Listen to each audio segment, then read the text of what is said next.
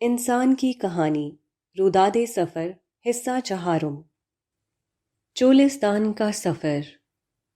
Studio کی shooting ختم ہوتے ہوتے مغرب کا وقت ہو گیا۔ اگلی شوٹنگ چولستان میں تھی۔ چولستان کا صحرا اس خطے کے 3 صحرائی علاقوں میں سے ایک ہے۔ یہ بالکل سرحد پر واقع ہے اور مشرق میں بھارت کی سمت راجستھان کے صحرا سے جا ملتا ہے، جبکہ سندھ میں تھر کا صحرا، جس میں ہم بعد میں مئی کے مہینے میں شوٹنگ کے لیے گئے، وہ بھی مشرق میں راجستھان ہی سے جا ملتا ہے۔ گویا یہ پورا علاقہ جغرافیائی طور پر ایک ہی صحرائی خطہ تھا، اسی لیے ان علاقوں کی تہذیب اور بولیوں میں کافی مماثلت پائی جاتی ہے۔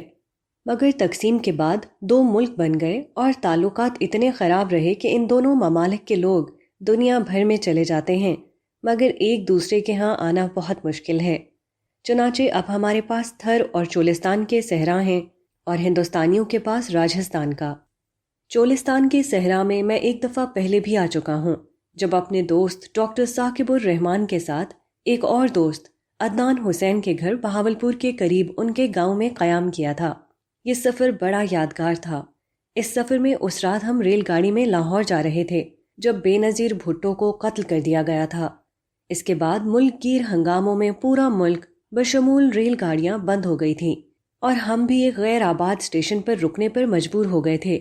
پھر وہاں سے بہاولپور تک ایک رکشے میں 27 دسمبر کی سخت ترین رات میں ہوا میں ٹھٹھرتے ہوئے پہنچے تھے۔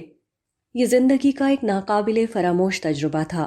تاہم اس رات لوگ جس طرح پھنسے ہوئے تھے، اس میں یہ بہت بڑی نعمت تھی کہ ہمیں لینے کے لیے ایک سواری آ گئی تھی۔ ملتان سکھر موٹر وے کا سفر۔ مغرب کے بعد احمد صاحب اور ان کی ٹیم فارغ ہوئی۔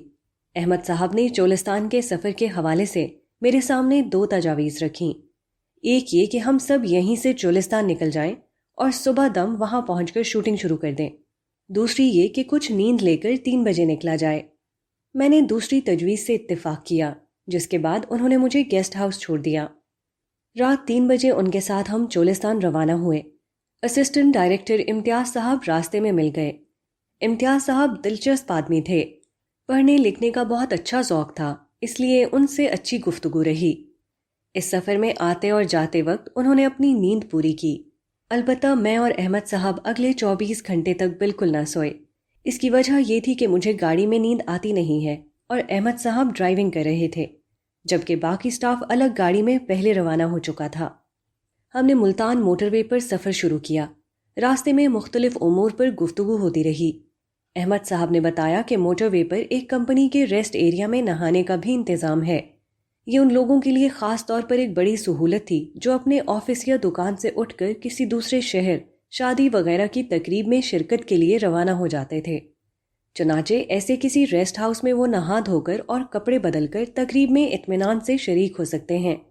اس طرح کی سڑکیں شہروں اور بستیوں کا فاصلہ وقت کے لحاظ سے بہت کم کر دیتی ہیں اور ایسی سہولتیں معاملات زندگی مزید آسان کر دیتی ہیں۔ اس سے قبل اسلام آباد اور پشاور موٹر وے پر تو متعدد مرتبہ سفر کیا، مگر ملتان اور سکھر موٹر وے کی طرف یہ پہلا سفر تھا۔ یہ بھی ان کی طرح ایک بہترین سڑک تھی۔ موٹر وے کا سفر کتنا آرام دہ تھا، اس کا مزید اندازہ اس وقت ہوا جب ملتان سکھر موٹر وے سے اٹھ شریف پہنچنے کے بعد ہمیں عام سڑک پر سفر کرنا پڑا۔ تاہم سفر کی سہولت اور رفتار کے علاوہ بھی موٹر وے کے متعدد معاشی اور سماجی فوائد ہوتے ہیں۔ پاکستان جیسا ملک، جس کا جغرافیہ ایک طرف بھارت کی 1.40 ارب آبادی کو وسط ایشیا اور دوسری طرف چین کی اتنی ہی آبادی کو سمندر کے ذریعے سے مشرق وسطی اور یورپ سے ملاتا ہے، ایسے کسی ملک میں یہ لازمی ہے کہ رابطے کی سڑکیں بہترین حالت میں ہوں۔ اس کے بعد ایسا ملک صرف راہداری کی سہولت دے کر ہی اربوں ڈالر سالانہ کما سکتا ہے، مگر اس سب کے لیے سیاسی استحکام چاہیے۔ سیاسی تجربوں کو بند ہونا چاہیے۔ اس کے بعد ہی ایسے منصوبے تسلسل کے ساتھ بنیں گے اور ملک معاشی ترقی کی راہ پر چل نکلے گا۔ اس موٹر وے کی ایک خرابی یہ سامنے آئی کہ کسی علاقے کی طرف مڑنے والی سڑک کی اطلاع دینے والا بورڈ اس موڑ کے بعد نصب ملتا جہاں سے سڑک اس علاقے کی طرف جاتی ہے۔ چنانچہ کوئی شخص بورڈ پڑھ کر کسی علاقے میں مڑنا چاہتا تو وہ اس وقت تک اس طرف جانے والی سڑک سے آگے آ چکا ہوتا ہے۔ اس کی اصلاح ہونی چاہیے اور بورڈ کو مڑنے والی سڑک سے کچھ پہلے آنا چاہیے۔ احمد صاحب گاڑی 80 کی رفتار سے چلا رہے تھے۔ میں نے ان سے کہا کہ مجھے گاڑی دے دیں کیونکہ نئے ماڈل کی ان کی شاندار گاڑی کا موٹر وے جیسی سڑک پر 120 سے کم چلنا ڈرائیونگ کی شریعت میں گناہ کبیرہ ہے، مگر ان کا عذر یہ تھا کہ وہ گاڑی خود ڈرائیو نہ کریں تو ان کی طبیعت خراب ہو جاتی ہے، اسی لیے ہماری رفتار کم ہی رہی اور سفر متوقع وقت سے زیادہ میں طے ہوا۔ نماز فجر کے لیے ہم ایک جگہ رکے۔ اس وقت صبح ہونے لگی تھی اور رات کے اندھیرے نے اس علاقے کے جس حسن کو ڈھانک رکھا تھا، صبح کے سویرے نے اس سیاہ نقاب کو الٹ کر فطرت کے حسن کو بے نقاب کر دیا تھا۔ یہ وہ حسن تھا جس کے بارے میں جوش نے کیا خوب کہا ہے، ہم ایسے اہل نظر کو ثبوت حق کے لیے، ہم ایسے اہل نظر کو ثبوت حق کے لیے، اگر رسول نہ ہوتے تو صبح کافی تھی۔ کھلی فضا، مٹیالی زمین، سرسبز فصلیں، نیلگوں آسمان، آفتاب کی آمد کا اعلان کرتی افق کی سرخی اور پھر ابھرتا سورج، اس کے ساتھ دھیرے سے چلنے والی ہوا، فضا میں اڑتے پرندے، ان کی چہچہاہٹ، آسمان پر تیرتے بادل اس منظر کا حسن دوبالا کر رہے تھے۔ اس قدرتی حسن کا نظارہ کرتے ہوئے ہم 10 بجے کے قریب احمد پور شرقیہ پہنچے۔ یہاں ایک ہوٹل میں ہم نے ناشتہ کیا۔ اس کے بعد چولستان میں پہنچے تو وہاں شروع میں فصلیں نظر آئیں۔ احمد صاحب نے بتایا کہ یہ جنرل مشرف صاحب کے دور میں نکالی گئی نہروں کی وجہ سے ہوا تھا۔ اس کے بعد صحرا شروع ہو گیا اور تھوڑی دیر کے بعد چولستان میں قلعہ دراوڑ کی وہ منزل آ گئی جہاں ہماری آج کی شوٹنگ تھی۔ قلعہ دراوڑ، اس قلعے کا اصلی نام قلعہ ڈراوڑ ہے، جو عوامی سطح پر دراوڑ بولا جاتا ہے۔ سنا ہے کہ چولستان میں ہونے والی جیپ ریلی کا اختتام یہاں ہونے کی بنا پر یہ جگہ اب بہت مشہور ہو گئی ہے۔ اس قلعے کو راجہ دیوراج نے 800 عیسوی میں تعمیر کرایا، جو راجستھان کی ریاست جیسلمیر کا حاکم تھا۔ 18ویں صدی میں مغل سلطنت کو زوال آیا اور ایک عظیم سلطنت کی جگہ ریاستوں اور نوابوں نے لے لی۔ ان میں سے ایک بہاولپور کی ریاست تھی، جس کے نواب صادق محمد خان نے اس قلعے پر قبضہ کیا۔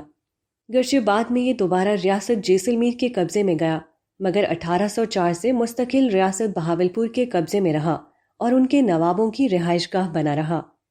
یہ ریاست 1955 میں پاکستان میں مدغم ہو گئی، مگر قلعے کا انتظام ابھی بھی ریاست کے وارثوں کے پاس ہے۔ قلعے کے عین سامنے ایک عظیم و شان مسجد بھی ہے، جس کا طرز تعمیر مغلیہ دور کی مساجد کا ہے، یعنی مسجد کے چاروں طرف بلند دیوار اور اس میں داخلے کا ایک بلند اور شاندار مرکزی دروازہ، پھر ایک وسیع میدان اور پھر مسجد کی عمارت جس کے گنبد اور مینار اس کی خوبصورتی کو 4 چاند لگا دیتے ہیں۔ مگر ریاست کے پاکستان میں ضم ہونے کے بعد یہ قلعہ اور مسجد خراب حالت میں آ چکے ہیں۔ قلعے کی خارجی دیواریں گرچہ بہت مضبوطی سے اپنی جگہ جمی ہوئی ہیں، مگر اندر ہر چیز ٹوٹ پھوٹ کا شکار تھی۔ مسجد بھی خستہ حال ہو چکی تھی۔ مذہب کا مقصد۔ میں جب کبھی ایسی کسی جگہ پر آتا ہوں تو تعصب کی عجیب کیفیت طاری ہو جاتی ہے۔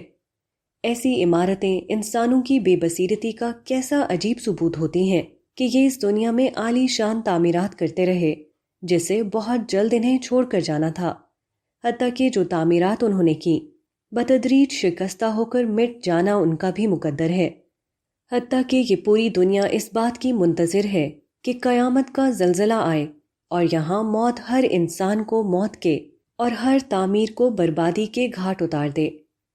خدا کے پیغمبر پوری قوت سے اس ناقابل تردید حقیقت کو لوگوں کو یاد دلاتے ہیں، مگر سانحہ یہ ہے کہ پیغمبروں کی دعوت اکثر تو سنی نہیں گئی، اور کبھی مقبول بھی ہوئی تو ان کے وارثوں نے ان کے اصل پیغام سے ہمیشہ روگردانی کی۔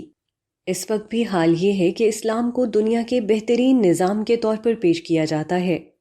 اسلام کوئی نظام نہیں، یہ پیغمبروں کی وہ دعوت ہے جو انسانوں کو موجودہ دنیا کی فنا اور آخرت کی ابدی زندگی جیسے حقائق یاد دلاتا ہے۔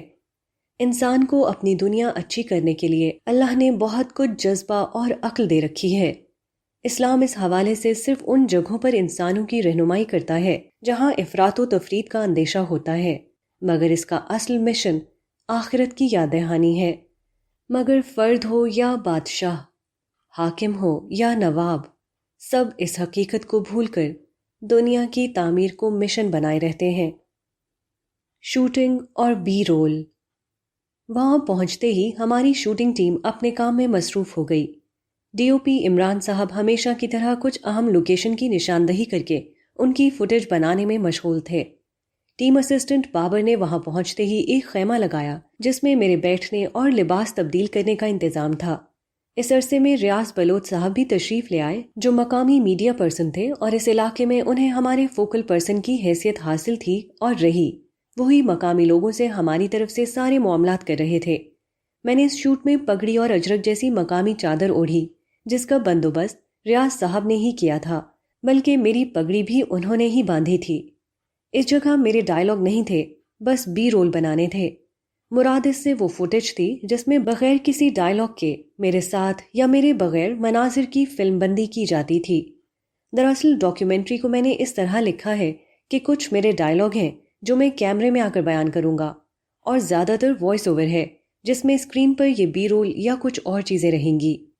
اس طرز کی ڈاکیومنٹری بنانے کی وجہ یہ ہے کہ موجودہ دور میں ناظرین کا اٹینشن سپین یعنی اسکرین کی طرف ناظر کی توجہ کا دورانیہ بہت کم ہو گیا ہے۔